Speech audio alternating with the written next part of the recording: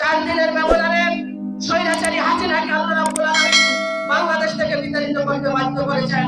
এমন একটি অবস্থা তৈরি হয়েছে যে তিনি তার যে খাবার তৈরি করেছিলেন সেই খাবারও তিনি খেতে পারেননি। তিনি সেই খাবার রেখেই হেলিকপ্টারে আল্লামা সাইদের আহমদের বাসায় তোমার বাপের বাড়ি দাদার বাড়ি দিল্লি গিয়ে পড়বা, তিনি সেই গণভবন থেকে দিল্লিতে গিয়ে হেলিকপ্টারে পড়েছিলেন।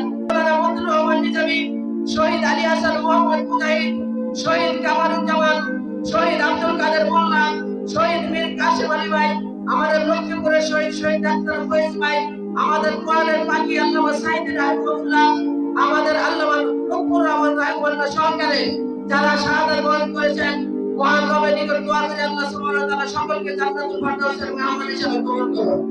সম্মানিত উপস্থিতি, যাদের আন্দোলনের বিনিময়ে আমরা দ্বিতীয় স্বাধীনতা পেয়েছি, আমাদের সেই জুলাই অভ্যুত্থানের অগ্রনায়ক মুগ্ধ আবু সাঈদ সহকারে যারা জীবন উৎসর্গ করেছেন, যারা শহীদ হয়েছেন, দোয়া করি আল্লাহ সুবহানাহু ওয়া তাআলা সকলকে জান্নাতুল ফেরদাউসের মেহমান হিসেবে কবুল করুন। যারা অসুস্থ রয়েছেন সকলকে সুস্থতার পরিপূর্ণ নিয়ামত দান করুন। আজকে আমাদেরকে লক্ষ্য করলে না করলেই নয়, 1941 সালের জামাত ইসলামী প্রতিষ্ঠার পর থেকে এমন কোন ষড়যন্ত্র নেই যা জামাত ইসলামীর বিরুদ্ধে করা হয় নাই, এমন কোন ফতোয়া নয় যা জামাত ইসলামীর বিরুদ্ধে দেওয়া হয় নাই।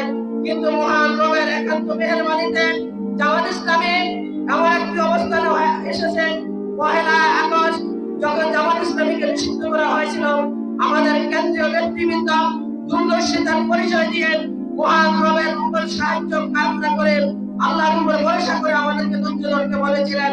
আমরা মহান রবের উপর ভরসা করে সেদিন ধৈর্য ধরেছিলাম।